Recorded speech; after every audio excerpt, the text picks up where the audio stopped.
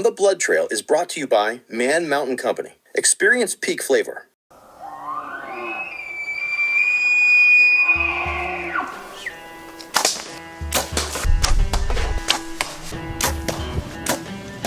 Oh, freaking smoked them, man. Gorgeous 4x4, full velvet whitetail.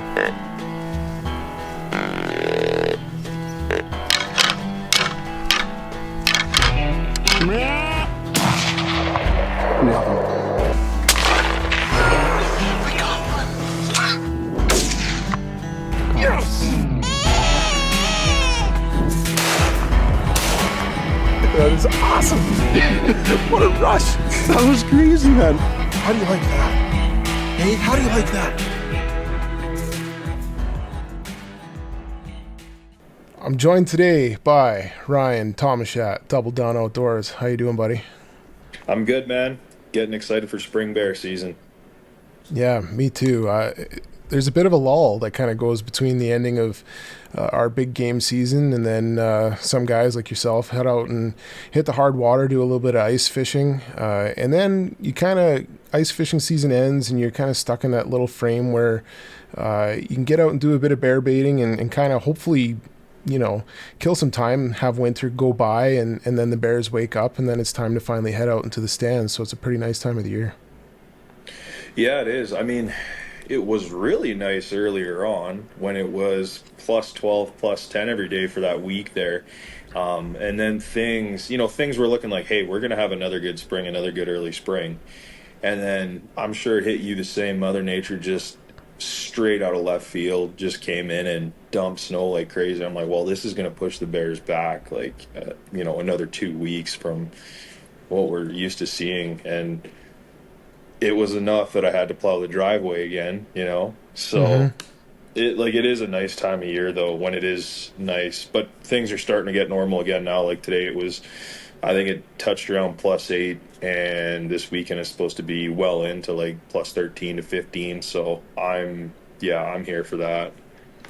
Yeah, the other part of it too, though, it seems like you get into the city centers and the more populated areas, and the weather's so much warmer, and you get this little glimmer of hope, and then you get out into the woods, and there's still a pile of snow in the bush, and it's just not quite as far ahead. Yeah, no, 100%. Like, we were actually pretty shocked because, like, all of our baits are done right now. I got all my bait sites set up and, just getting it done early, getting it out of the way. But it's funny, I'll call them my south baits because they're further south than what, my north baits are, right? Obviously. Yeah. So we got out there and I went to that Wild Sheep Foundation show. That's coming on a month ago now. And I took a drive through my south baits on the way there just to kind of go, because there's a little back road that kind of goes through and, you can see some of the trails that lead into some of the baits. And I just wanted to see what the snow in the bush was looking like. And it was, relatively good. Like, it wasn't terrible. And, we got that last skiff of snow and we figured the north baits were going to be way worse, like way, way worse. And it ended up being the south baits, like we're, past our knees hauling in bait in some of the spots, and the north baits were, just gravy, jumping the side by side and go. So, yeah, the good thing is at least most of the baits are in, like, how for some reason, I actually don't know why, but snow tends to melt around spruce trees a lot more. So at least with the baits being mainly, like the actual bait sites being mainly around spruce trees, there's not a ton of snow at the bait sites, but the walk in, that's where it gets a little bit dicey. Yeah, no, I agree. It definitely seems that way. Now you've already said that you've been setting up baits. We'll get into a little bit about how baiting is perceived when it comes to, well, really hunting anything. But in Alberta, that's the only thing we're allowed to bait, aside from wolves, right? But with a license, black bears is the only thing that we're allowed to bait for. Do you do much time in the spring going out and doing spot and stalk? Never. Honestly, I've never even thought about it. I think that it's definitely a cool challenge. I think that there's a lot to be said about spot and stalking bears. I think it's really cool.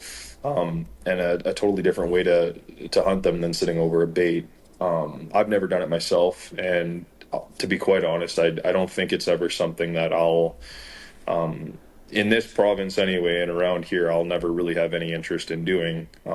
Just because obviously the baits are so effective, and it's just so interesting to get a number of bears coming into a site and getting to watch them interact, and how they act when they're over a food source, like up close and personal within 10, 11 yards of them. So I think that there's two benefits, on both ends of it. Like there's obviously more of a challenge with spot and stalking bears, but then there's also the aspect of, we get to see these things on a regular basis, up close and personal. And the challenge, quite honestly, is not as hard. Like it's not as much of a challenge to close in on a booner bear, right?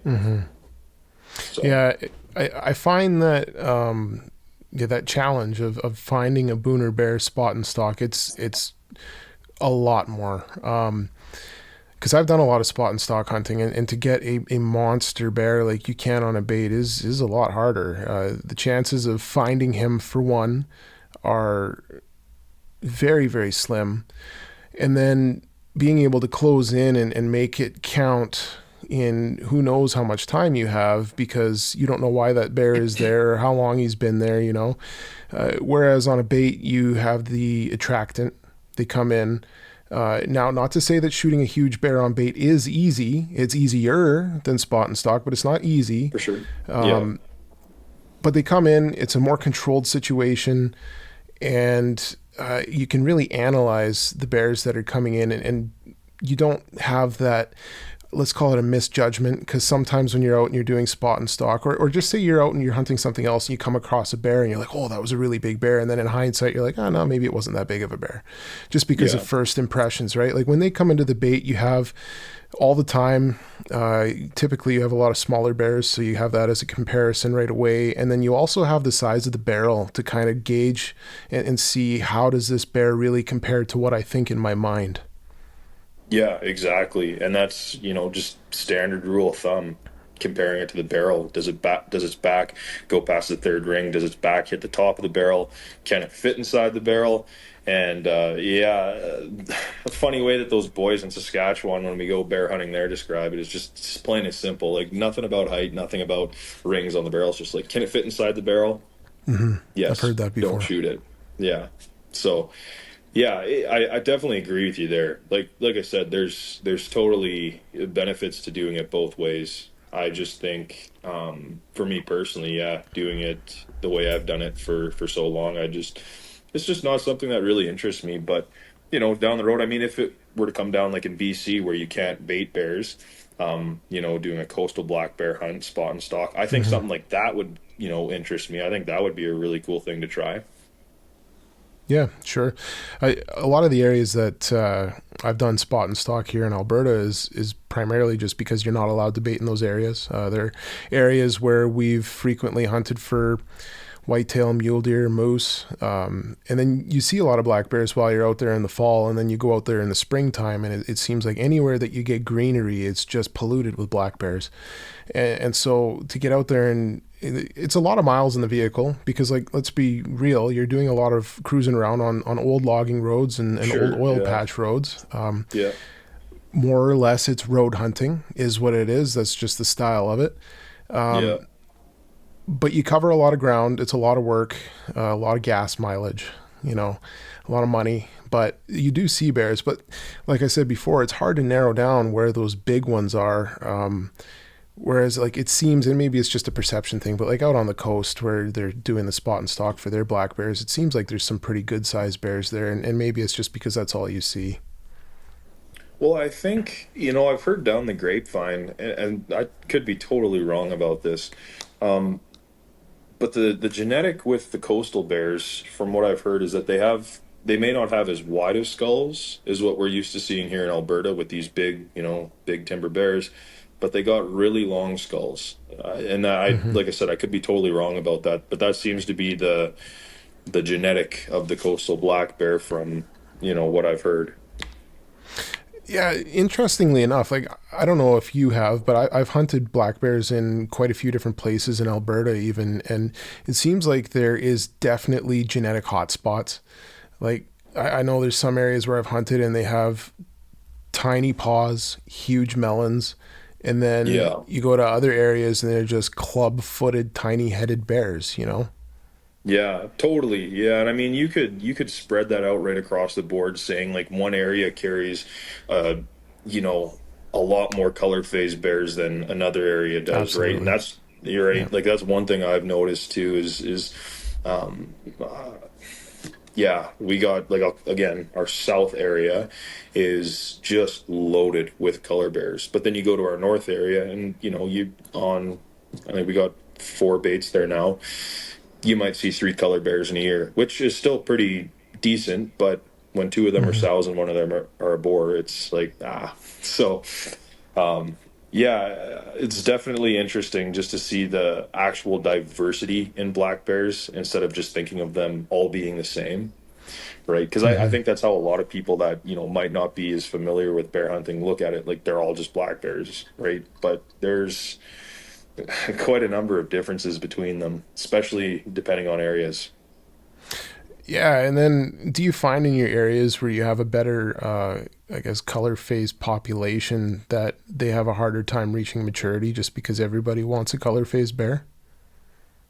Yeah, yeah, like yes, I'll say yes on that, but I think again, this is just me spitballing here, but there's a part of me that also thinks when it comes to those color phase bears is that um, you know when they're growing up, when they're young, they look a little bit different than the rest of the bears. And outside of the hunting aspect of it, I think that they just have a tough time dealing with mature boars, especially on a baited area. I Hmm. think a lot of them get picked off by bigger boars, to be quite honest with you. And it might Hmm. sound crazy just saying because they look a little bit different, but A little bit bears can of be pretty ugly sensitive duckling animals. syndrome.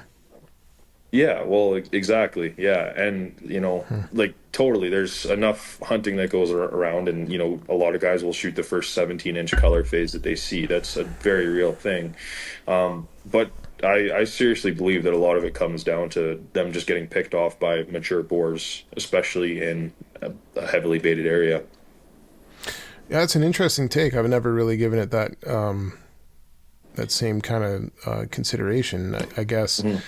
a lot of the areas that I've hunted, it seems like if there's a color phase bear, if you don't shoot it, somebody else is going to. And not saying that that justifies in shooting a smaller color bear, but it is definitely harder for them to reach maturity, and you don't seem to see them as often. And even I found in the past, like where we're baiting now, that you'll get sows that come in and they have colored cubs, but then the next year, where you would think those colored cubs would have grown up and been on their own, they just aren't there anymore. And maybe that is a case of the bigger boars picking them off, or maybe it's just there's not enough area for the bears to get along, and so they kind of spread out into their own areas. But I do see a point there. Yeah, like exactly what you're talking about. I had one bait that I nicknamed Coal Mine, and we had this big, mature, straight jet black sow come in frequently. She dominated that bait with her two straight blonde cubs.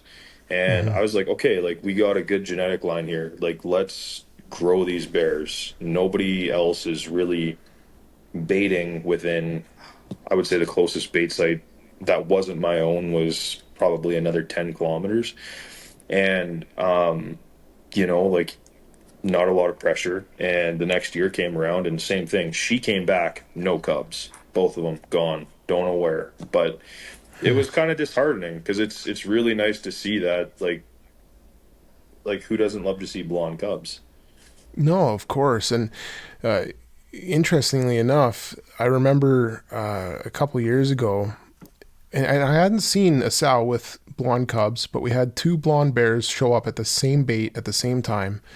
And they were very immature, probably 3.5, 4 years old, somewhere in there. And the next year, we found out they're both sows because we watched boars chase them around. And for the person that's not like keen on bear hunting and really hardcore about it, like I said before, they see a colored bear and they're like, wow, that's a really pretty bear. Because like blonde is even more rare than the cinnamon chocolate color. Oh yeah, And yeah, for sure. so then people just want to shoot them. And you see them and you're like, oh, they're both sows, and you're like, protect them at all costs. You know, like you want more of those bears just like that Absolutely. to Yeah. come along down the line, and hopefully there's a boar, and then hopefully it reaches maturity, right? And the other thing that I wanted to point out too about colored bears that I've found personally is a colored bear can be of significant size, but when compared to a black bear the same size, also looks significantly smaller. And I wonder if that's just because of the color difference.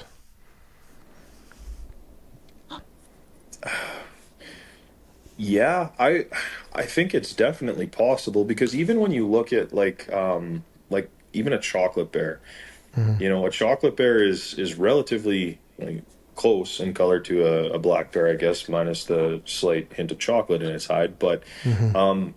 I mean, had a situation where a buddy of mine ripped a sweet like it nothing to write home about, but it was a 17-inch change blonde bear, Mm-hmm. and he showed me the video footage, and it was like, okay, like this bear, you wouldn't have thought it was 17 and change, to be quite honest with you. You would have thought like 18, low 18s, not touching Really, the other 19 way months. then. But yeah, so it was like it ended up being a lot smaller when he actually got the pics where he, arm around the Mm-hmm. head and all that stuff, right? So it was kind of the other way, but yeah, I think it just has to do with color, really, when you're looking at him. I don't know. That's interesting. I've had There, some really big chocolate sows that you're like, wow, like mm-hmm. that's a heck of a bear. It's a shame that she's a sow, right?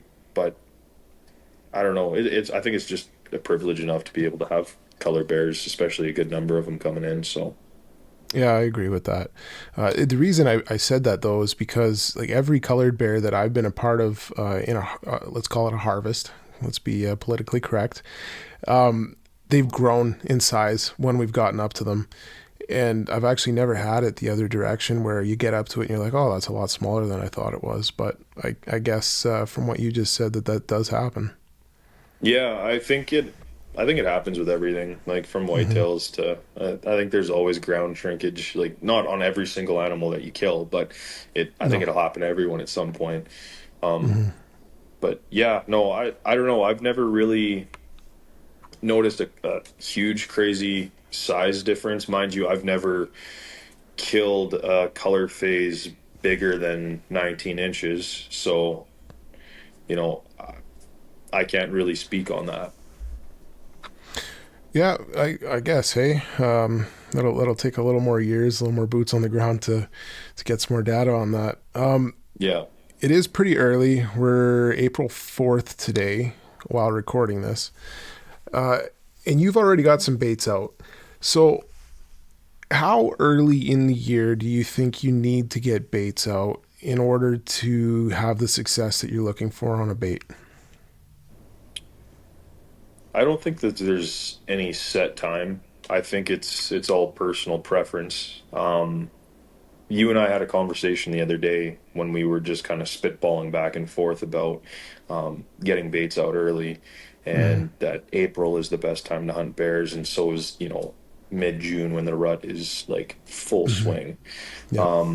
So I mean, speaking from my own success with bear hunting, as soon as that 2 week window opens up in Alberta, that's when I like to start getting baits out. And we could have a year like we've had this year where things are looking good, nice and warm, and then you get all this snow and it dips back down to like minus 15 for a few days and it pushes things back. But nonetheless, you got your baits out of the way. They're out there. When those bears wake up, they're getting water running into their dens. The first thing they're going to be looking for is protein. They're coming straight out of their dens and they're hungry. They haven't Mm-hmm. been asleep for 6 months. They've, hibernated, but they're obviously hungry. Their metabolism is extremely low, I think would be the proper way to put that. But they're hungry coming out of the den. So Especially with big mature bears, when you want to shoot a big bear, getting that bait site out early and having the bait site be the first thing they come to as soon as they're outside of their den, as soon as their nose picks it up. I mean, why wouldn't you want that? There's no competition, or very significantly less competition than what there would be in like mid-May, late May, and early June.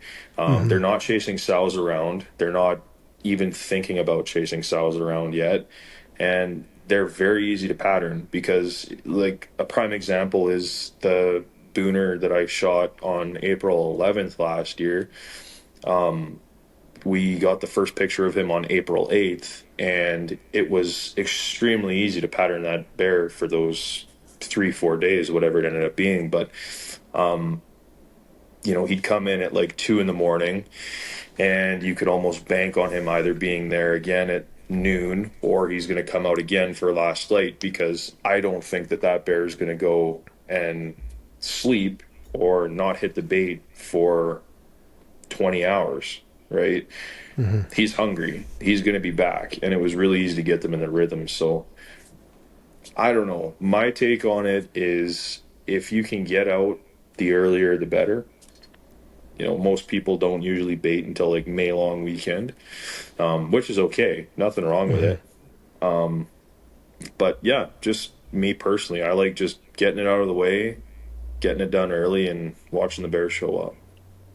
So then, from your own personal experience, and I know this is something that we've talked about before, and you just mentioned it, do you focus more on the earlier portion of the season, or do you find that you have more success going towards June? Definitely the earlier. Yeah, I definitely say that we hit it pretty hard on the earlier side. I do like an annual bear camp where I get a bunch of my buddies out here, and we all, go and sit the baits, and we do that usually the second week of May. We used to do it the first week of May, but we started doing wild boar hunts now, so that takes up the first week of May. And but yeah, I like to hit it early. There's kind of a lull with bear hunting that you got to be really conscientious about, because depending on the year, it's like as soon as the dandelions start to bloom, that's when your baits really slow down. Once you start getting that weed growth out of the ground, and I'm sure you can agree on that with You me. know what's But funny about that is that growing up, we mostly did spot and stock hunting. And as a rule, the spot and stock hunting was at its peak as the dandelions were starting to bloom. which would make total sense. Yeah, Yes. Yeah. yeah. So that's the lull with baiting. That's the rub, and yeah, that makes perfect sense, because it's the one thing you got to keep in mind, and that's usually that second, third week, usually of May, when that starts to happen. Usually the third week. Yeah, So we right like to around try and Mother's get Day. them. Yeah, exactly. Right around Mother's Day.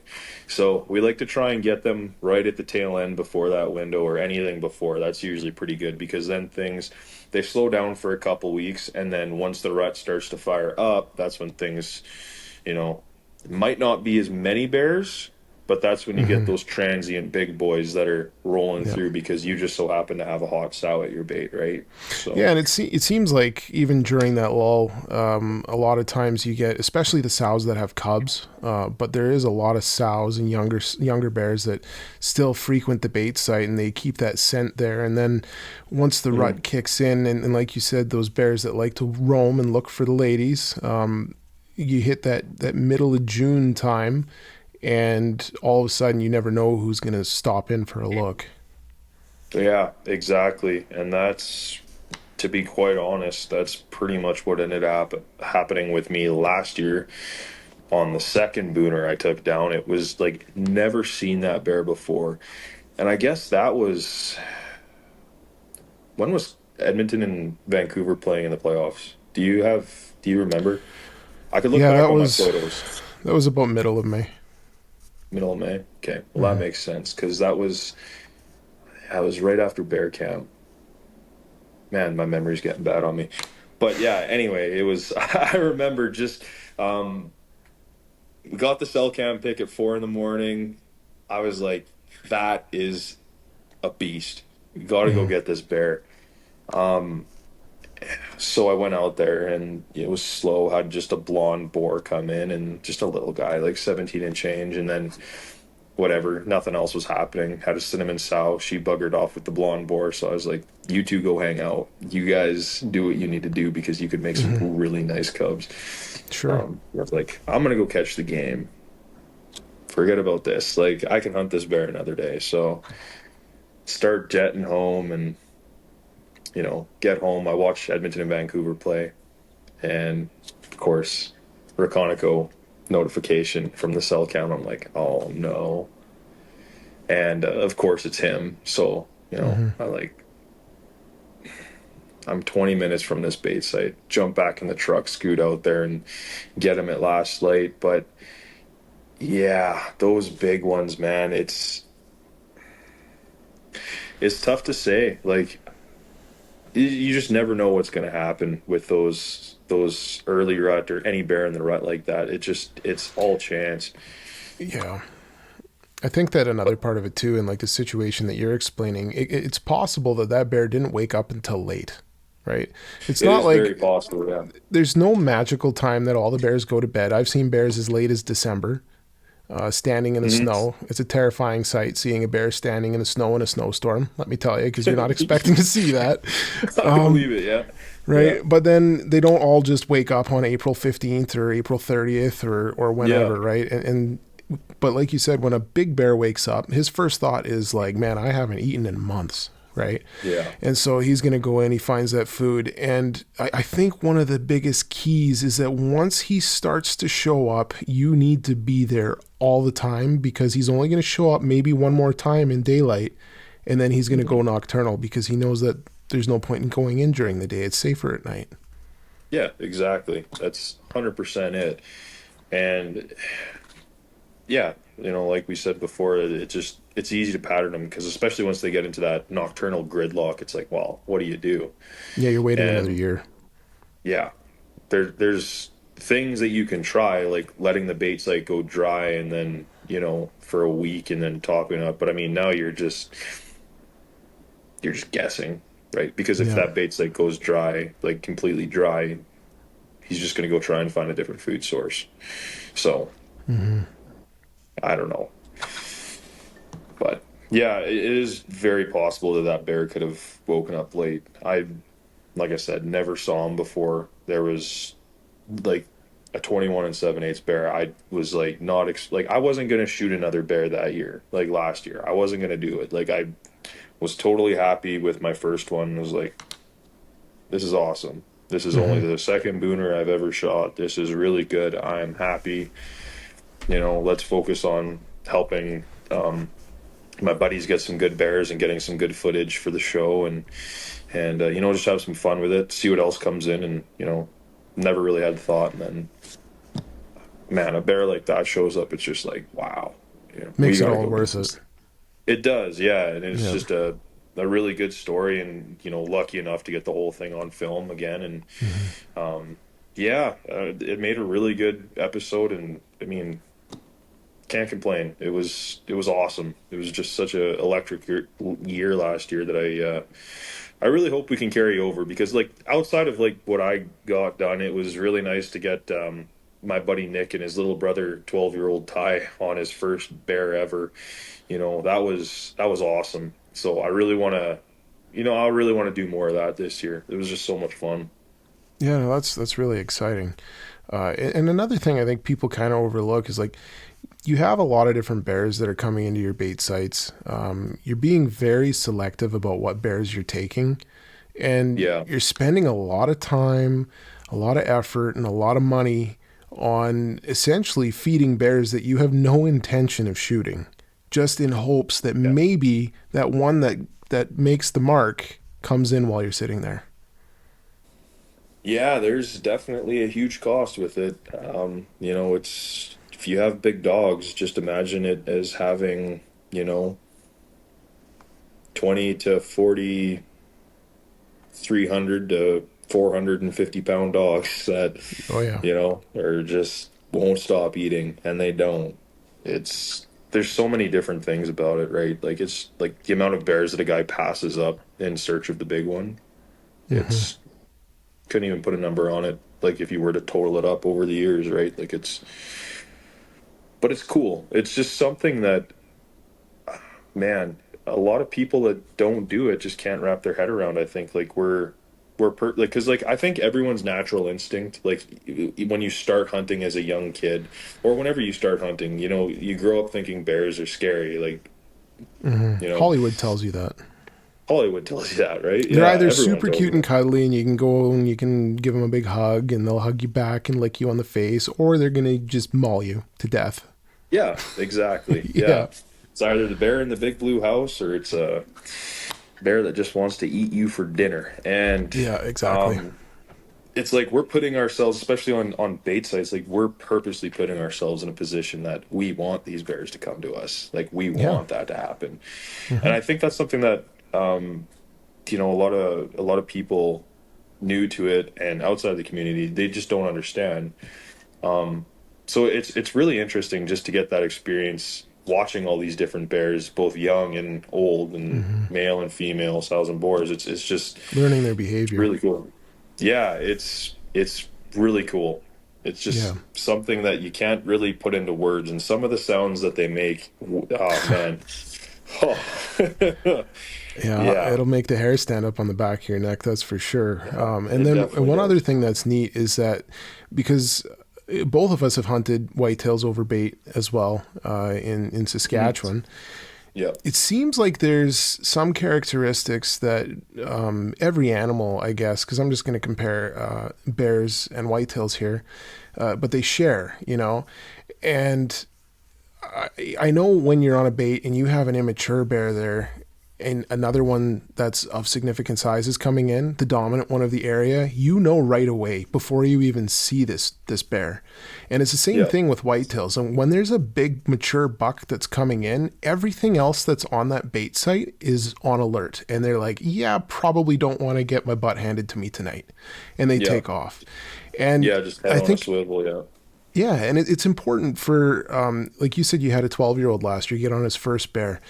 The lessons that young fella is learning by just taking in all of the bear behavior is incredible.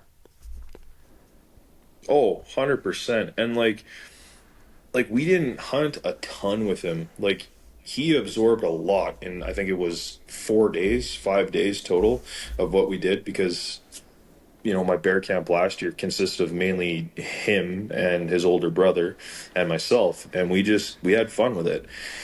And listening to him talk about the bear hunting and like describing his bear hunt after he killed it, even it was like, like, he came up on the ridge, and there was one bear that we called the collar bear because he had a very distinctive ring around his neck. Hmm. Um, it definitely looked like it was collared at one point, or he had something stuck on it for years. But you could see it was like bloody scar tissue. Like it was still bloody, and very big bear as well. But listening to that kid talk about like how we set out to hunt the collar bear and the collar bear didn't come in, but when it did, I'd move my gun and he spooked, so we calmed down, and then another bear came up on the ridge and we were patient, and it was like, okay, like this kid gets it, like he's figuring it out fast, and it doesn't take long to figure out bears, especially over a bait. But I think the biggest thing is just knowing the difference between a 19 and a 21, right? Hmm. Which a 21 is pretty rare to find, Oh, for sure it honestly. is. Like, Yeah. oh, super hard to find, man. So But then, like I mentioned earlier, some areas they create bears with smaller heads or bigger heads, yeah, and then other parts of their body could be different just depending on area. Do you find that there is like a size weight wise? Like I've always looked at bears from like a weight perspective. It's like, yeah, that's probably a 300-pound bear. Do you find there's a size in body mass that kind of matches up with skull size? I Like I used to know that think like that. I know that when you look at a Yes. monster bear, you know it's a monster. Yeah, yeah, absolutely. Like I man, it's tough to say because um like the two skulls of those two booners from last year right behind me, but it's funny, like you look at the one bear, he was 20 and 7. and he's a lot older than the 21 and 7/8, which is Hmm. like, holy smokes. But body wise, like the bigger one of the two last year, bigger body, smaller skull, Hmm. and the smaller one of the two was smaller body, bigger skull, but he was Yeah. also a lot older. So I think, obviously it has to do with genetics, but I think when they start getting to a certain age, it's like a genetical decline, I guess. Like a guy shrinking after he's 60, 70 Hmm. years old, right? Yeah. You know what I mean? So I definitely think that it's a factor for sure with most bears, but I think it could also vary depending on age, right? Once they get to like extreme maturity, they're in their retirement years and they're, going downhill like a whitetail, right? Yeah. That's I think it just varies. I think it could really go either way. It's interesting too. Like that made me think of a couple of the last bears that I've shot with my bow, and both were over bait. The one I shot in 2022 was 2022 was a weird year. I don't know if you had the same kind of spring, but we found that our bears were severely underweight, and the boar activity just seemed to be down. It was a strange year. So I had sat in the stand for a number of days and then decided to shoot what I thought was the most aggressive boar on the bait. Yeah. Extremely skinny, still pretty lengthy, and had a Pope and Young skull. Whereas 2021, the year prior, I had shot a bear that I was like, this is one of the better bears we have on this bait. He was pretty good, like overall size, weight wise. And then his skull actually was underneath 18. And I was shocked. I was like, there's no way this bear doesn't make Pope and Young. But it is. You just look at the different bears. Like some of them are skinnier, longer, bigger heads. And it's almost like people, like no two people are the same. Right. Yeah. Hmm. And sometimes you don't know that, or you don't have a fair assessment or judgment until you're up close. Yeah, absolutely. It's man, like it's just so interesting with how many genetic differences that black bears carry. I totally agree. Like you look at like even the first one that I got last spring, he had just like such a square noggin. I actually thought he was going to be bigger than what he was, but like you're saying, like didn't have like wasn't a super heavy packed bear, but he had that long kind of slender appearance to him. Beefy at the Mm-hmm. shoulders, the big pigeon toe kind of bear, right? Big mitts. But yeah, man, it's they're not just black bears. They're extremely different than any other. So I don't know. It's one of those things that you just pick up from seeing them so often that you just get to see the differences with all of them. It's pretty cool. If you're a flavor fanatic, you need this seasoning in your life. Get ready for a taste explosion. Meet the Peak Blend from Man Mountain Company. This isn't just any seasoning. It's the ultimate flavor booster for every dish. Imagine your beef, pork, chicken, or fish bursting with incredible taste. But wait, there's more. Peak Blend is perfect for veggies, eggs, popcorn, fries, and even wild game. It's like having a magic wand in your kitchen. Whether you're grilling, smoking, or just whipping up a quick meal, Peak Blend turns ordinary into extraordinary. Think about it. Every bite, an adventure in flavor. So why settle for bland when you can have the best? Head over to manmountainco.com and order your Peak Blend today. Your taste buds will thank you. Remember, with Peak Blend, every meal is a masterpiece. Don't miss out. Get yours now. So do you find that in baiting that it gets easier, or that the bears are more relaxed, more calm, having been in the same bait sites year after year? No, I would say it's probably the opposite because they get very Mm, educated. Yeah. interesting. Yeah. Yeah. I mean, that, again, going back to the first one I killed last year, I gave him the nickname Bongo. 3 years prior to last spring, or I guess 2 years prior. Last year was the third spring that I hunted him. Nicknamed him Bongo because he was big enough that he could just grab the big oil drum and he'd sit with it and he'd just looked like he was playing a bongo. Anyway, besides the point, I had tried to kill that bear for so long. Like it was how many encounters I had with that bear. It was just I couldn't even tell you, man. But we always hunted him from the ground. That was the big problem. And last year, he was the first bear to show up at that bait, and I simply went in. We had our ground blind set up. It was just literally just a piece of burlap and two pieces of plywood, like just bare bones. And he came right into the bait, kind of circling up. You know, this bear's extremely educated. He knows what's up. First thing he does as soon as he clears the trees is he's looking right at the blind, and I'm like, well, I'm pooched because as soon as he did that, he's doing the, you know, kind of swaying, does a little snort, and then gone. Circles around and takes off. I'm like, man, what am I gonna do? And so I went in there with a single man ladder stand the next day, set it up, killed him that night.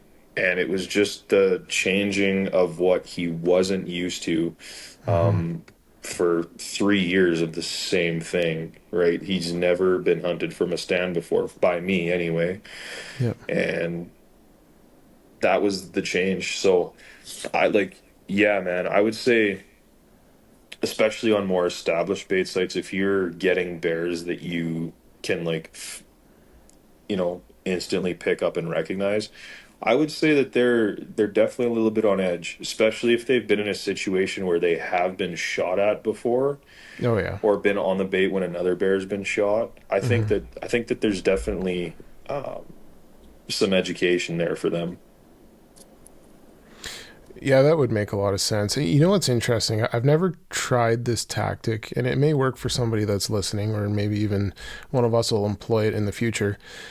Somebody told me that if you have a monster bear and he's coming into your bait, but it's always like right after dark or a situation like that, what you should do is have two baits set up within a couple 100 yards of each other and then just plunk a stand right in the middle of those two baits somewhere in the bush where that bear would be walking by. Because what they'll end up doing is they'll sit just out of range and just sit and watch and wait until the coast is clear, until they're comfortable, and then they'll come in. But they're totally off guard while they're outside of whatever that radius is within the bait site. Yeah, I've never heard of that, but like it would make sense. Yeah, like you're totally right about how they just sit off and watch, right? Like they're, you know, when the bait's hitting, they're probably only within like 200-300 yards of the bait site at all times. Like they're not Yeah. far. But yeah, that's an interesting tactic. I'd be really curious to try that. It's I could just, see it working for whitetails too, like in Saskatchewan. yeah, Because like from my experience, as soon as a buck comes within a certain distance of the bait site, it just all of a sudden it slows up. It's way more cautious. Everything is danger. But then as soon as it leaves or right before it gets to that point, you can just see it. It's like, just typical deer just going for a walk, right? yeah.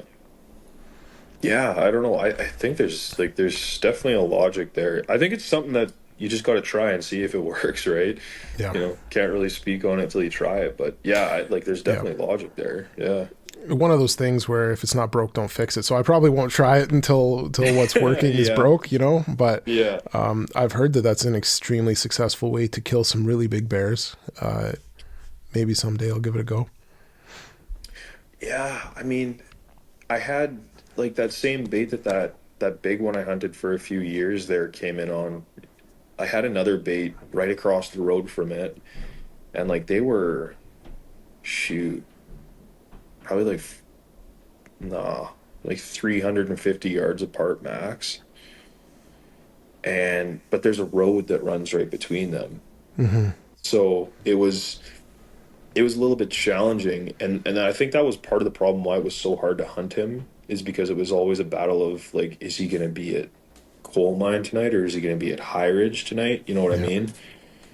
And like there was times where like the cell camera would go off and I'm sitting at High Ridge and it's like, oh, he's at Coal Mine, so it's like, back up, we're going, right? Like we got to run 300 yards in that direction, and always gone. But like, yeah, like I don't know. You just got to hope that you're hitting the travel corridor that he's taking too, because I found that they usually like to to walk in their own steps, I guess. Like they don't like to veer off the paths that they're used to taking. Like you can see it a lot of the bait sites and the surrounding area, like after you shoot one and you're tracking them and looking, like you can see where they're like actively moving, like the same spot every single time they're taking the same trail.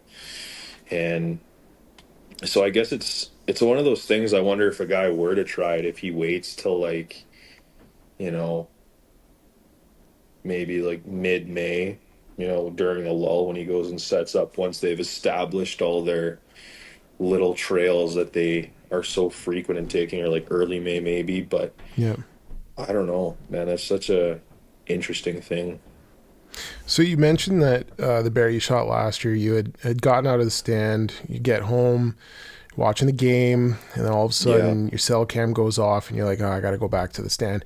Do you find that like you're bumping the bear, or is sneaking in there when you know that the bear is in the area? Like, do you think that really bothers him with what's going on, or how would you explain that scenario? With that bear, no. That was very situational though. Generally speaking, on a bear that you've had a few encounters with, I would say yes.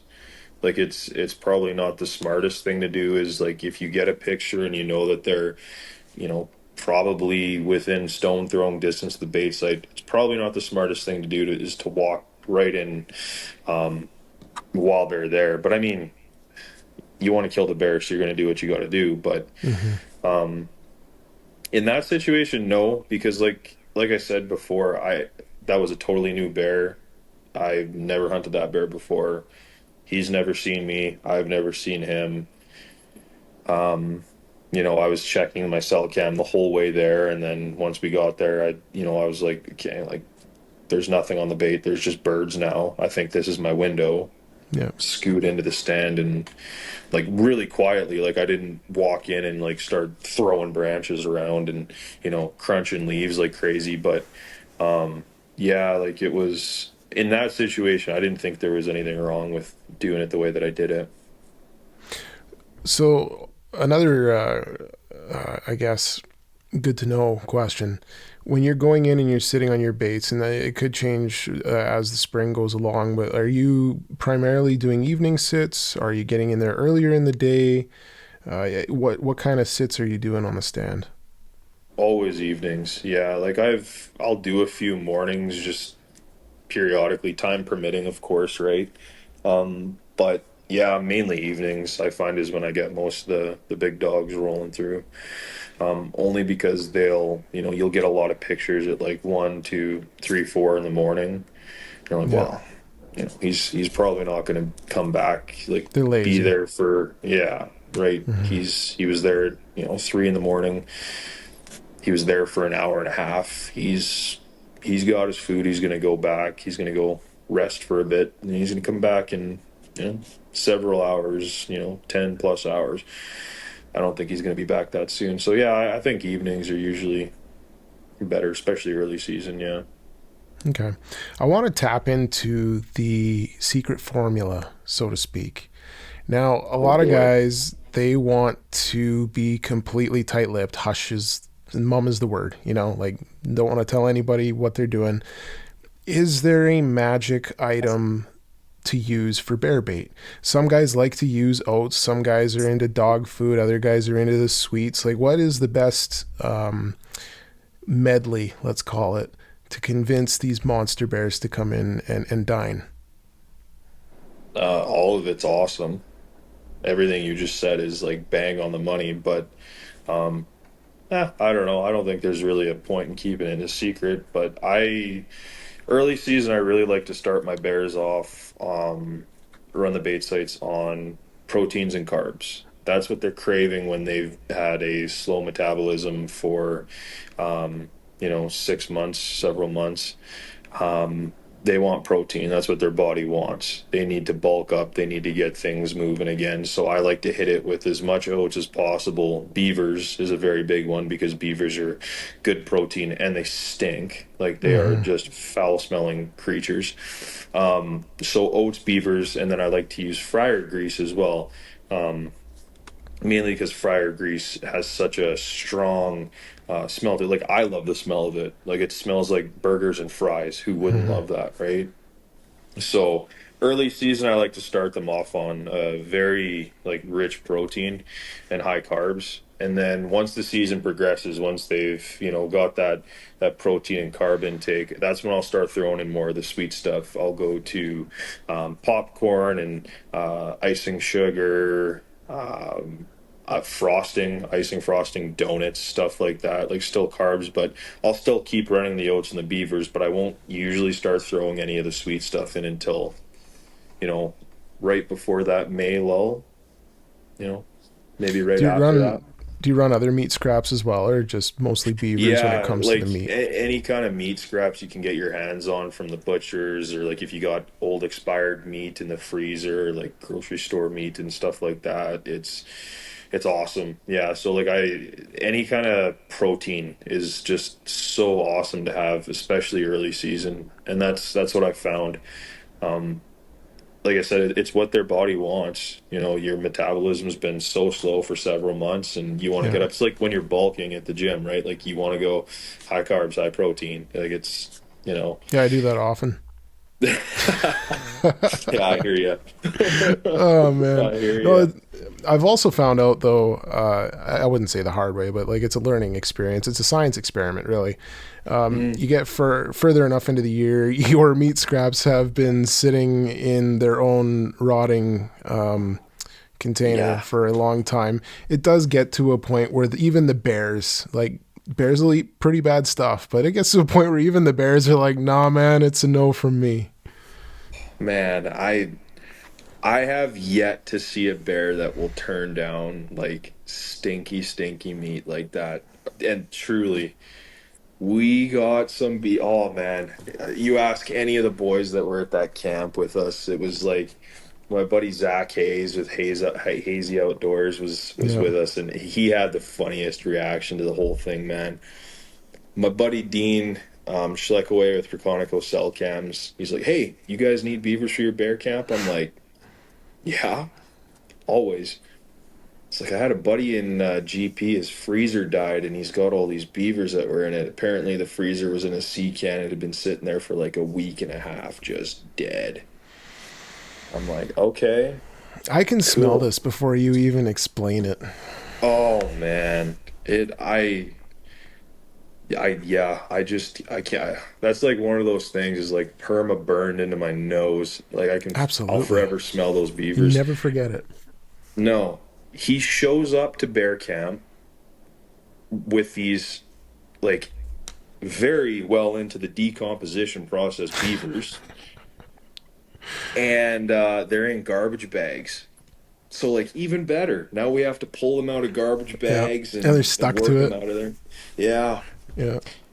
And I'm like, man, I can't even believe I'm paying you for this. Like this is nuts. I'm doing this guy a favor. Yeah, exactly. Right? And one man's so trash. the guys, oh man, exactly.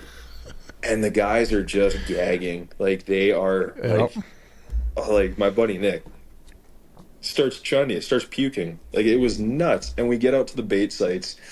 We're all dragging these beavers in. Like we wouldn't touch them with our hands. We're like rubber gloved up. We tied a rope around their tails and we're just like dragging them with a rope, getting the scent on the ground. We're like nobody's touching these things. Yeah. And so I'm like, somebody's got to touch these things at some point because we got to string them up over top of the barrel. Like I'm not just leaving loose beavers on the ground. And so Big Zach, he's a big hockey player, so I'm like, you're helping me. Like let's do this, and we're stringing this beaver up, and the thing starts swinging, and it gives him a little smack, just a little flick, and it's just off the bait site, just just calling dinosaurs. I was like, oh man, it was so funny. Calling dinosaurs, I like that. Yeah. Oh man. I know. You just I have never a forget that. similar experience, man. Where myself and I got a younger cousin, Owen, and I don't know how I convinced Owen to come hunting with me. I wanted him to be my camera guy, and he had no interest, I guess, or maybe I should have offered to have him shoot a bear. But he just came out with me a couple weekends in a row as a camera guy. And I remember, man, there was these meat scraps we had out back, and they had sat in the sun. It was getting later in the season. They smelled so bad. And him and I were like taking turns shoveling them into the pail because the other would be like gagging or, like you said, calling dinosaurs. And it was just so bad. And I remember we get up into the stand the one night and you could hear the maggots in the barrel from the tree stand. No way. It was so gross, man. It sounded like somebody mixing spaghetti down there. Oh, what a way to put Oh, it. and then here, so add this on Why top did of you it, have to right? go and ruin spaghetti for me, man? Oh, mac and Oh, cheese, whatever. Let's ruin all of it. But stop. I here's the love other mac part and of it cheese. too. You're hunting the wind to an extent too, right? So then you're sitting in a stand, Oh, the wind yeah. is blowing straight into Yeah. your face, and there's nothing that smells worse than it, right?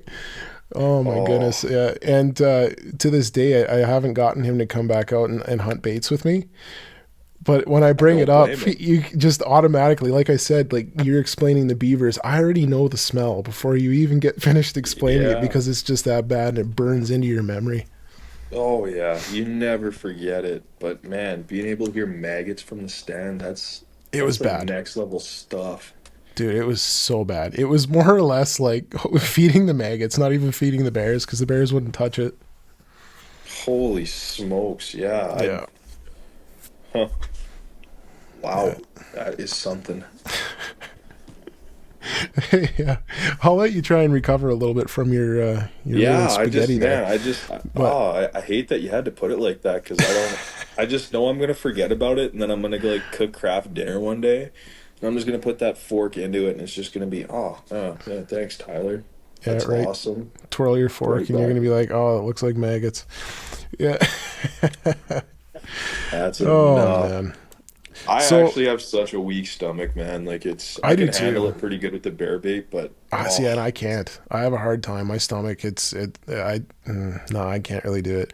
It's really funny too because I'm like for all animals, gutting and skinning animals doesn't bother me at all. It yeah, used to a little yeah, bit when I first got into hunting, but I think it's just because it's a new thing. You know, some people maybe just don't care from the bat. But when it comes to a person, like if you fell over and you started bleeding right next to me, oh man, I can't do it.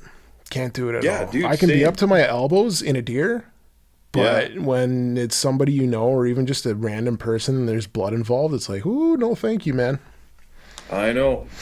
When I get needles, sometimes I'm the guy that'll ask for an apple juice. I will say that Oh, when I'm for getting sure, needles, like for sure. absolutely. I don't know what it is. I'm on the same wavelength, though, bro. Like you can be shoulder deep inside of an elk trying to cut out the diaphragm, and it's Yeah, like this is nothing. This is just another day in the right. All office, and the it's all the sights, the feels, the smells, none of it bothers you. But like yeah. Like I mean, the needles thing, I puncturing a hate needles stomach, too, it man. sucks. Yeah, like Yeah, puncturing a stomach sucks. Like that smell sure. always sucks, but it's not like I don't know, watching the needle, like watching the blood go into a vial when you're like that to me is like 10 times worse than accidentally cutting open the stomach. Like I I'm look at just it, I'm like, I'm dying. oh yeah. Well, especially for Oh big guys man. like you and I bet those nurses just look at us, they're like, "Oh my gosh, Yeah. these big guys, these big strong guys, they can't handle a little blood." And it's like, "Well, we can, just not our own or yours, like, oh, Yeah. I don't know." So, Yeah, I know, man. A little off topic, but anyway, yeah, the smells of bear bait, and it's funny that you mentioned like starting with proteins. I remember hearing from an outfitter one time that's kind of the same structure. Like there's certain things that you feed these bears at certain times of the year, and mhm. then I almost feel like you mentioned, when the dandelions start to bloom, you get an incredible lull. And like, do you find that it's even really worth baiting that much after that lull? Yeah, like definitely worth baiting. I don't like because that's usually when the rut starts to get pretty crazy. Um, and the reason being is because, you get that one hot sow that decides to stick around your bait site. She's in heat. She's eating a little more, right? She's hungry. Um, I don't know. I always bait, like I'm always keeping them full, right? It doesn't, even Hmm. during a lull, I'm like, why not? Like, you get one dink that decides to come to the bait site and start just munching on all your bait, like paw by paw at a time. Like he'll empty it, you know, Yeah. he'll empty it in 2, 3 days. But yeah, I just keep them full, relatively full. Yeah, I find too that it's like if you have that monster bear, even if he's not coming into the bait and he's sniffing around looking for sows, there's that tiny, like, even if it's a 0.1% chance that the smell of your fresh bait is enough to just draw him by it. He doesn't even have to take a bite, but just to come and check it out and be like, oh, there's more bear scent over there as well. It Yeah. makes it worth it keeping all that bait out there. And even if you are just feeding bears that you don't have any intention of shooting. Yeah, absolutely. Like like you say, it just keeps them in the area. And you know what? Like funny thing on that, like I found, like some guys despise those spray those bear I know what you're talking bombs. bear bombs, yeah. Yeah. Yeah, like I love those things, man. It sucks when you're playing the wind, like cuz that stuff really like it sticks to you. Like, you get a good wind and like I use the anise oil one. I really like that one. Hmm. Really stinky, but I don't know. I really have had luck with those little bear bombs, those aerosol can bear bombs, firing baits up, like just for a night kind of thing, Yeah. to get stuff to come in and check it out. You know, it's interesting you say that.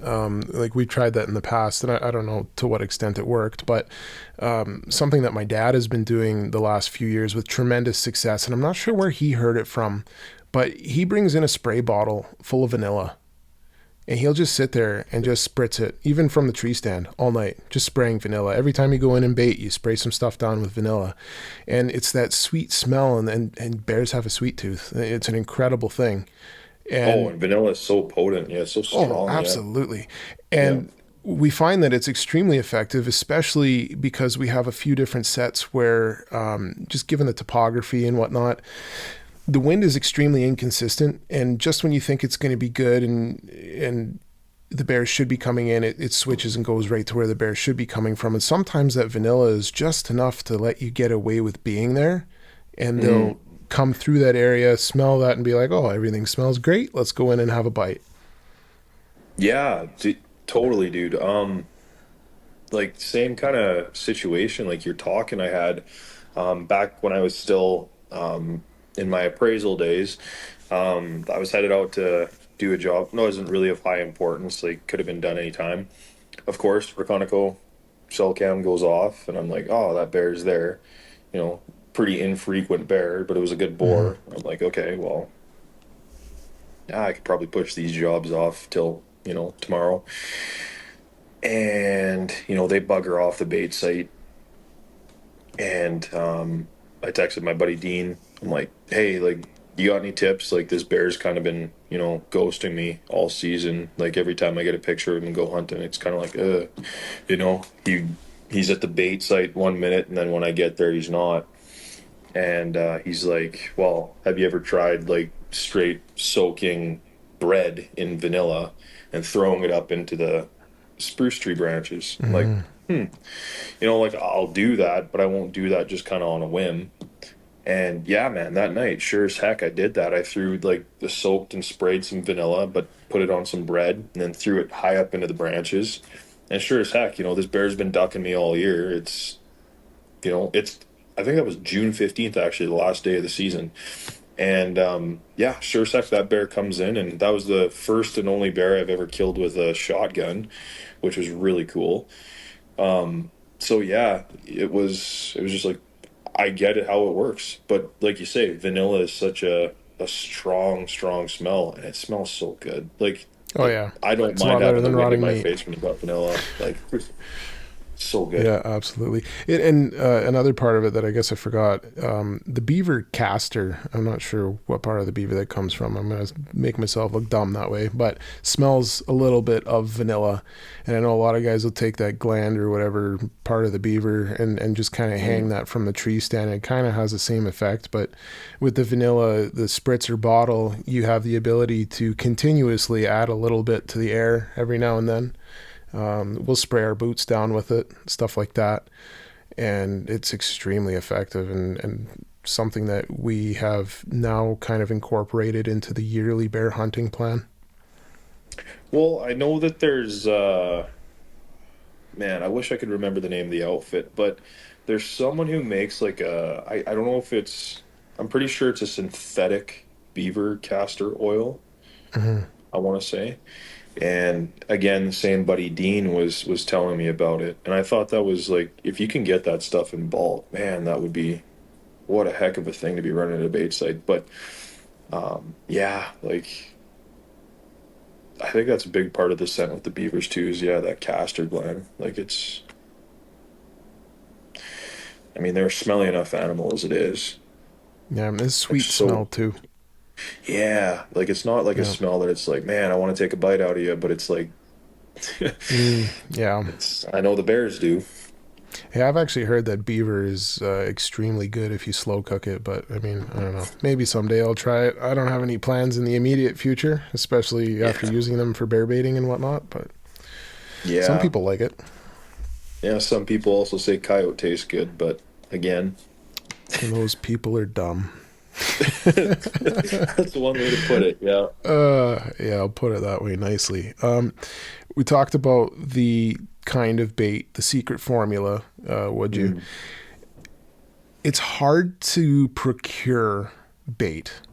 Now, is there a way, and this might be another secret, but is there a way that is easier to go about accumulating this bait, or is it something where you just go down to the store and you buy however many bags of dog food that you want to spend money on, or how do you go about that?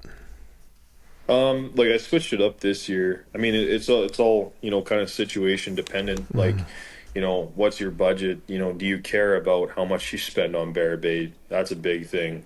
Um, I do. So this year I switched it up. I've always just been buying like those 20 kilo bags from Co-op or UFA That adds of up. rolled oats with molasses. Yep. And like that, like I totaled it up, like it's over 3 grand in oats that we burn through in a season, like just on oats, not including Hmm. beavers, fuel time, anything else, right? Hmm. And I was like, wow, this is getting to be a bit much. So what we did this year is we went and bought a 2,200 pound tote of oats, just straight Yeah. oats. And it's not cut with molasses or anything, so whatever. But for $350, 2,200 pounds, Oh yeah. can't complain about that. And like if I have to buy another tote, because like just doing all the baits and stuff like that, like we've already burned like a good quarter of it, to be honest with you. But still, it's going to save roughly 1,500, you know, 1,500 to 2,000 bucks a year just on oats. So I think Hmm. if you have the option to buy in bulk, like speaking personally, I think that's the way to do it. Dog food, if you can get expired stuff, grocery store meat, go ask for expired meat from the butcher's department. A lot of the time now, I find that they won't give it to you, or you have to pay for it, unfortunately, just because of liability risks and stuff like that, Yeah. which totally understandable. I get it. I think yeah, just if you can buy in bulk, man, that's the way to do it. And it, just looking at it now, like especially when any of the other boys want to go hunt my bait sites or anything like that, everyone that's in my little group of bear hunters is like, hey, you guys need oats to go top up a bait site? Just bring a pail with you, and grab Hmm. a pail when you head out, right? You know, everyone kind of works together, and it's all just sitting right out in the yard. So, it works good. But yeah, I'd say buy bulk. Yeah. No, that makes sense. And then the other part too about just bringing in a pail when you go, like I think that's actually really important fundamentally, because if the bear hears, I guess most people quad into their sight.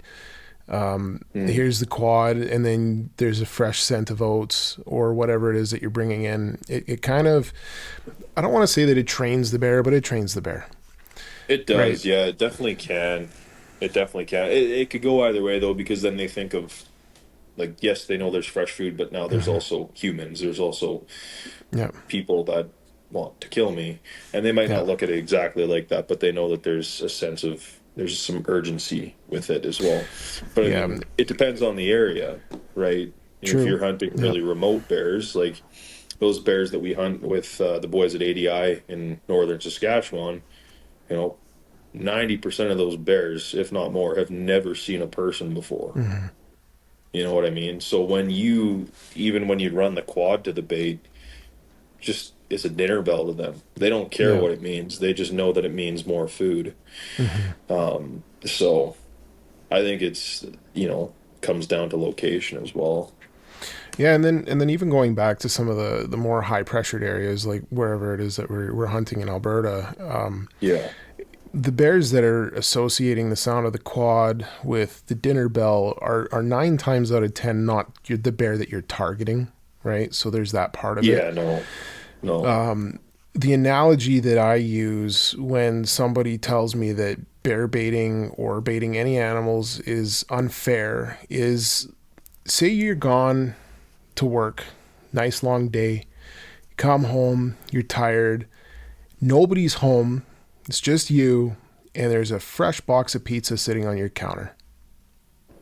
First thought is, how did that get there? You know? Mhm. And then after sitting there and looking around and being like, well, I don't see any danger, then you kind of creep a little bit closer and you check it out. Then you might open the lid. And then after a little while of checking it and being like, well, I don't really see any harm in it, then you're going to go and grab a slice, right? Now, say you go home after a long day, but you picked up your kid on the way home. As soon as your kid sees that box of pizza, what are they going to do? They're going to go eat it. They're going right for it.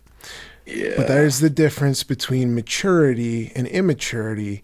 And whereas the younger species, we'll say, wants to rush right in and just grab it because it's free grub, the one that's older and more mature looks at it cautiously and goes, well, I don't quite trust it. And this is why it is hard to kill the big bears on a bait, because even though it's free food, they're still cautious as to being like, this isn't how I'm typically eating. This isn't what's typically sitting in my living room. But eventually they get to a point where they hit a little bit of vulnerability. Like they wake up and it's like, well, I haven't eaten in months. And then they go in for a couple days. But then after doing it a few times, they're like, I'm not doing that anymore. I'm smarter than that. Yeah, exactly. Yeah, I've never even thought of anything close to that analogy, but I love it. I'm totally going to use that. No, go for it. That is sweet. Yeah. Makes total sense though. You're hit the nail right on the head there. Like Right. it's very true. Those young boars, especially young boars, have a tendency to just rush right in and check everything out and Oh, yeah. they're Caution is straight to the wind. oh yeah, they don't care. Even with like when it comes to like you or I, like they're definitely I would say young boars are definitely more dangerous than the big ones, even though the big ones could definitely do a Oh, number on you if they wanted to. 1000%. I agree. Yeah. Yeah. But yeah, young boars definitely have a higher chance, I would say, of starting something than the old boys. Well, I Yeah. think that the old boys, they don't have the same tolerance. Like they don't want to put up with the same nonsense that the little ones do, you know? And I've had more encounters with little bears. Like put it this way, when you go into your baits, there's the odd time when a bear sits there and watches you rebait. And most of the time, or pretty much every time, it's a little bear, right? The big Yeah. bears, they aren't hanging around for that. They come in when it's on their terms. Whereas the Yeah. little bears, they're so dependent on that food source now that they just kind of linger around the area. And then even when you're in the stand, sometimes they're the ones that are going to bluff charge your tree. It's not the big bears, right? If the big bear sees you in the tree and he doesn't like that you're there, he just leaves. Yeah, exactly. That's all he does. He might snort at you, clack his jaws, and then bugger off. But yeah, there's Yeah. nothing more to it than that, right? Just does his thing. But yeah, those young ones, like they're like I posted I'm pretty sure you saw it there. That short I posted on YouTube the other day. Me just that How many bears do compilation of you yell yelling at in a at year? bears. Yeah. Yeah. How many of those bears do you think were over 6 years old? None of them. No. Besides maybe that sow with the two cubs, but even then, it's like, No, they're little yeah, adolescent teenagers that yeah, should that's know all they better, are. but they don't yet. They And they're don't. just in there to stir it up and cause a ruckus and make a whole bunch of noise, which also isn't a bad thing though. Because like if there's a big bear and he's like, oh, I don't know if I want to go into the bait, I don't like the wind, something smells a little bit funny, but then they hear all that commotion going on, they're like, wow, there's other bears there, you know? Yeah, So it's not I always a guess so. bad thing. No, exactly. It kind of warms them up to it a little bit. Sure. Yeah, I can see Right? Like, that. think about when you're in the whitetail woods and you decide that you want to rattle in some bucks. Like, you got to think you're not the only thing that rattles in a buck. Like, two bucks rattling sometimes brings in other bucks. That's just the way nature works, and that's why it works for you or I to do the calling. So when you're sitting there and two black bears are going back and forth at it, oftentimes another one's going to be like, well, what in the world are they getting up to? And then it comes into check. Yeah, totally. That I've had that happen a number of times too, where they start getting that, Oh, yeah. and then like 10 minutes later, it's like, oh, you can see Big Boy kind of skirting the trees behind, checking things out. Yep. Yeah, it's again the noises that they make. Oh, It's pretty cool. like And it's something that it you don't get is. to experience outside of a bear baiting experience. No, I think yeah, like I mean, between moose and elk, that's really it that make noise. I mean, bucks Yeah. grunt, but not not like nothing that's like. I think it's just the like you're probably not going to get mauled by a black bear. You're like Yeah. very very likely not to, but there's Hmm. always that little piece of death factor there where it's like Of course. if this bear wanted to wreck my day, Hmm. he could do it in 2 seconds if he really wanted to. Yeah. If he really wanted to, he could. I'd probably put up a fight, but if a big bear wanted to, he could. I would try at least. I would try to put up a fight. I shouldn't say I could put up a fight, but I would try. Hmm. But I think there's always just that. No matter how many times you bear hunt or how many bears you kill, there's always that little sense of urgency in the back of your head. You get a big bear that starts making all these noises and all this stuff, and you're like, that thing's got 2-inch long canines and Oh, yeah. inch and a half long claws that could dice me up pretty darn good if it wanted to. Realistically, though, I don't think you'd last very long against a 3 or a 4-year-old bear. I don't think But so either. you know what's funny about that? I'll tell you a story. I'm going to leave the name out for now. But I did some guiding a long time ago, and we took these two hockey players hunting. One of them was an NHL player, and just jacked, man. Like, these guys, they're units, right? And he's got more muscle on his back than I got on my arms. He's a total freak specimen, right? Yeah. And so we're spot and stalking. He's very about the bow hunting. He's strict that he's not picking up a rifle. So we find these bears. It's during the rut. And we're sitting on this little windrow bluff of trees on this edge of the cut line and watching these bears. All of a sudden, his buddy starts tapping me on the shoulder. He's like, there's another bear, like crossing right behind us. And it was a sow with two cubs, right? So she comes out and kind of comes out onto the cut line in front of us a little further down. They feed off, do their thing. And so once they get out of range, this NHL player, he looks at me and he goes, so what if that sow with the cubs had come out like right on top of us? Like if she wanted to cross right where we're sitting. And I'm like, well, you'd probably want to be pretty quick with that bow. He goes, no. He's like, I think, and I can't even say this with a straight face. He goes, I think all three of us on 3 tackle the bear.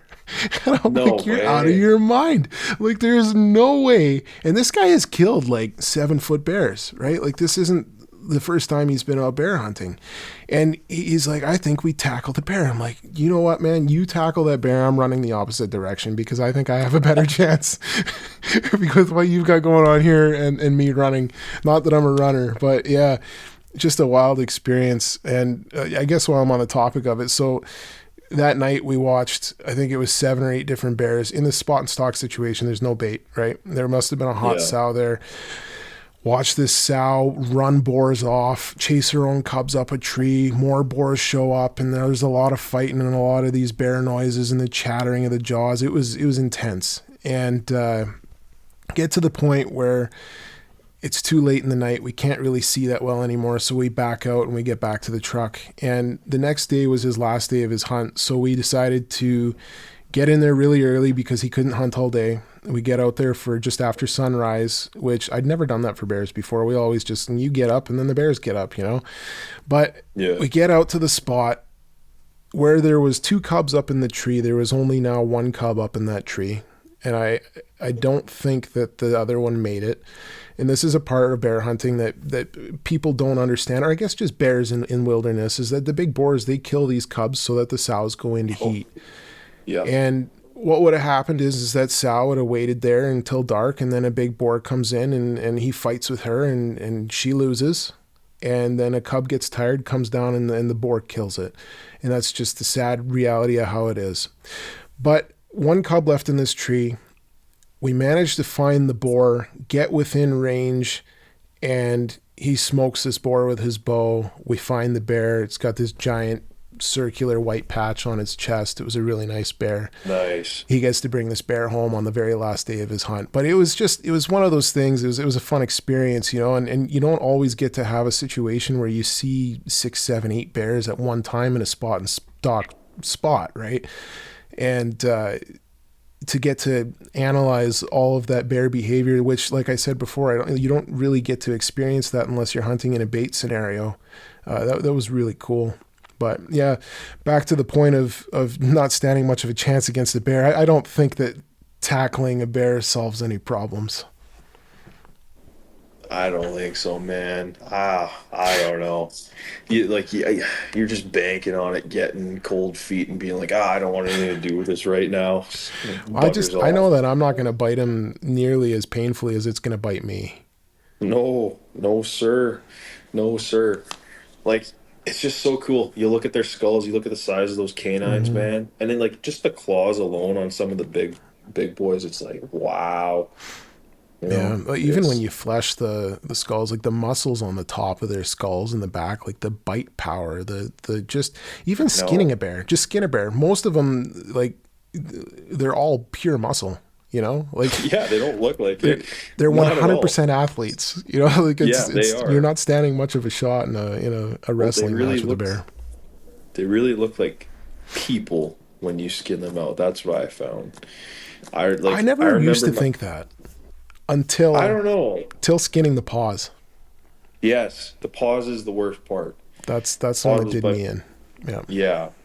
Because before I started bear hunting years ago, you'd always hear people talking about it, and they're like, "Oh, you're not, they look like people when you take the hide off." And I'm like, so maybe it was having that thought in my head prior to doing it that kind of was like, ooh, but like, I don't know. It wasn't that bad, but it was like just very interesting to see, like, once you pull that hide off for the first time and see like what's actually under there. Yeah. Most of these like really big bears are not as big as you think they are. Once you get that hide off. So but yeah, like you say, the paws, that's the spooky one. That's it looks like fingers. It does. It straight up looks like fingers. Yeah. Yeah. You got me thinking about fingers, and I'm like, oh man. No, I'm excited, man. The bear season's rapidly approaching. I haven't gotten out and started the baiting yet. I think we're going to do that here right away. You've got yours out. They're sitting there. They're ready. How much longer do you think before the bears wake up? Well, man, I don't know. Depends who you talk to, because you got all these people saying, "Oh, we've seen bears down, these lease roads and stuff like that," and it's like, I don't know. I'm predicting with the warm front coming in this weekend, I'm gonna say that by Thursday next week, which would be whatever date in April, early April, I don't know. 9th through 10th, yeah. Yeah, something like that we're going to have camera or pictures start rolling in on the cameras, I would say. That's my best guess. So basically a week from today. Yeah, I could see it. So as long as the weather holds up, right? That's the It other looks part like of it it. is. Yeah. Like it looks like it will. I mean, actually, like some rain in the forecast too, which is kind of nice because it'll burn Yeah. off the rest of that snow and then, moisten everything up on the bait. So, And hopefully keep an ATV ban away, you know. yeah. I mean, it Guys was have so fought that the dry last last. couple of years. Yeah. Yeah, like we had like it was such a dry spring last year and then we had that fire break out in the barn that wiped out pretty much my entire farm and another 300 acres proceeding. Mm-hmm. But that was like it could have been a lot worse. That was right 3 days after I killed that first one last year. Mm-hmm. So it was at a time when it was like because it takes forever for the sap in those spruce trees to like loosen up and unthaw, right? Yeah, no, It's crazy absolutely. how well trees are insulated. But yeah, they were saying like if the sap had been unthawed completely and loose in those trees, like sap is like kerosene. Mm-hmm. The fire would have been a lot worse. So like just from that experience alone, which God willing, I hope I never have to go through again because that was horrible. Yeah, I hope we have a wetter spring this year because that was tough and like even just from the standpoint of like ease of access for doing baits and getting stuff done, like it is nice to be able to use a machine. Mm-hmm. So and I mean like with outfitters and stuff, like I'm not an outfitter, but I am a business, so technically I don't know all the rules and regs on the whole ATV OHV ban thing, but I think if you're a business and you need an ATV for stuff like that, you Yeah, there's can. loopholes here and there. There Yeah. is loopholes, but I even believe with some those loopholes, outfitters could bait with a quad as long as they had like enough water to put out a fire and whatever else there yeah, I was. think Yeah. if you have like the standard, stuff, but I don't know. I've never even dabbled with it. I don't care if there's a quad ban, then it's like whatever. There's a quad Mm-hmm. ban, Mm-hmm. you know. Just have to sweat a little bit more. It is what it is. So Bring in the e-bike maybe. yeah, that too, that too. But I mean, there's a couple pretty hefty puddles going into a few of the baits that even when it's dry, it's like there's still just swamps that Mm-hmm. just don't want to dry up. That I wouldn't even chance bringing the e-bikes through. As awesome as that thing is, it's like no, because I'm just gonna get stuck and then I'm gonna fall off sideways and then I'm gonna be past my knee in muskeg and then it's it's a whole thing. Riding So with a handful of muddy handlebar and yeah, the whole 9 yards. dude, yeah, I was so jacked to like this was my first year with an e-bike and I was like so pumped because like a few of my whitetail spots are like within in a truck like 5 minutes of my house, not giving them away but like but Yep. just gotta hope that most of the people listening here don't know where I live. Yeah, But Medicine Hat. yeah, I live in Medicine Hat. Let's go with Yeah. that. And so I was like super jacked to be able to just like instead of like it's not a big deal to drive the truck, but I was like be cool to just Mm-hmm. jump on the e-bike, maybe get a few pedals in, lay off the throttle, get my legs moving a little bit, and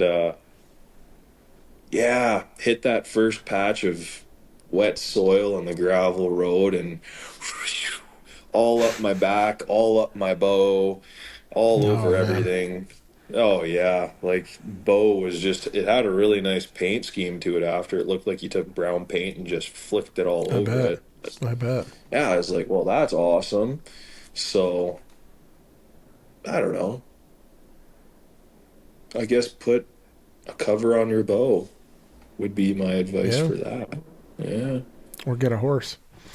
Or get a horse. Even Yeah. then, I don't Yeah, know. even then. But then you gotta hide the horse. But Yeah, then you got to hide the Problems horse. that I guess we hopefully just won't have. I wanted to ask you another thing. I see a lot of conflicting opinion on shot placement on black bears.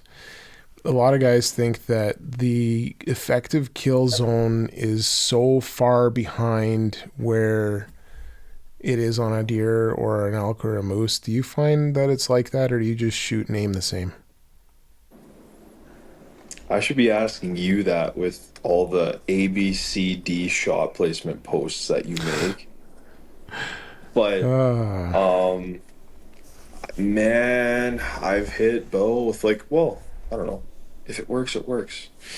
Um, I aim pretty standard to what I would on anything else. That's how I look at it. yeah, I Last, do the and same. I guess it's opportunity too. Like, what's Yeah. this bear giving you, right? Yeah.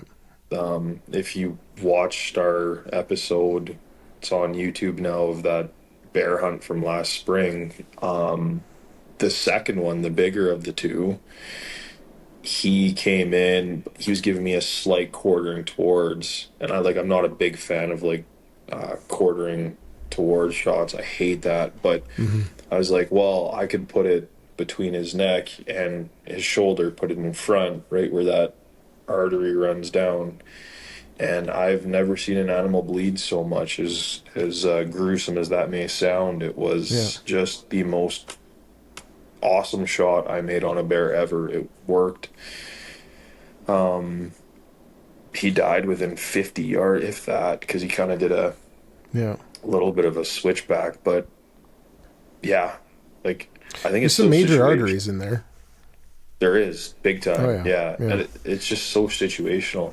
Even like on the first one from last spring, I shot him while he was laying down, which is I don't really recommend doing unless you're like 150% confident, like with what your arrow is going to do when it leaves that bow. Yeah.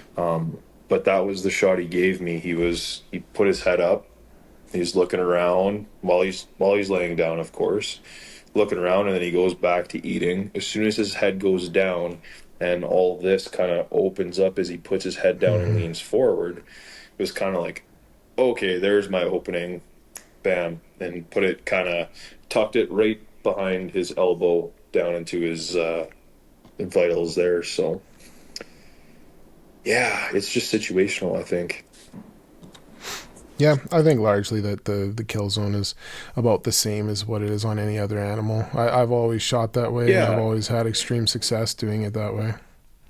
Like if you're gonna aim, like if you're gonna shoot a bear and aim the same as you would on a whitetail, moose, and elk, whatever it is, like you're not gonna be steered wrong. Like it's yeah, I don't know, nothing wrong with it. That's Yeah, I mean, tuck a there's violent shoulder. also it's bow hunting. You know, there is always that element of luck that is involved with bow hunting, and I'd say that it's Sure, yeah, probably it's 99% skill until luck is involved, and then it's 100% luck. You know, yeah, and yeah, I mean, you hunt long enough, you're going to have some interesting experiences with bow hunting or even rifle hunting, at that matter. Like you mentioned, that bear that you shoot in front of the shoulder, between that pocket of the neck and the shoulder, and there is some major arteries in there. And I know that one year my brother shot this bull elk with his bow, and he was pretty young, wasn't pulling back. I think he was pulling back 50 pounds. It was a fixed broadhead.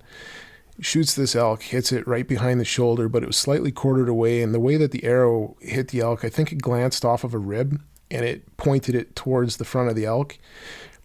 Believe it or not, that elk, the arrow did not even penetrate the rib cage. That arrow lodged somewhere so far deep between the shoulder and the rib cage and cut every major artery, and that elk fell down within sight on the outside of the rib cage. on the outside of the rib cage. That is wild. Wow. We were absolutely blown away when we got up to it and gutted it. There wasn't a single hole through that rib cage with the arrow. He cut every artery in between the shoulder and the rib cage, and the elk fell over in sight. That's wild. Yeah, Like, yeah, how often is that going to happen? Wow. pretty much never. Yeah. Yeah, that's crazy. Must have Wow. been a heck of a deflection. Had to move. That's what I say. Like 100% luck in that situation. Hey But man, like I don't know about you, I'd rather be lucky 7 days of the week than good. Like honestly. yeah, I couldn't agree with you more, man. I'm the same way.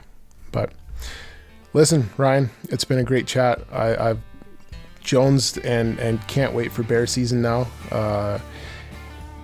Best of luck to you. I know you put in the work and you usually get some pretty incredible bears. I'm looking forward to catching up with you and doing a recap on how your bear season went. And I'm sure that there's going to be a booner, if not more, that hit the ground. Yeah, I sure hope so, and right back at you, bud. You're more of a killer than I am, so I can't wait to see what you do. I'm really looking forward to it. Yeah, man. There's one thing that I know. It's that there's going to be some bears that are in some serious trouble this spring. Heck yeah, brother.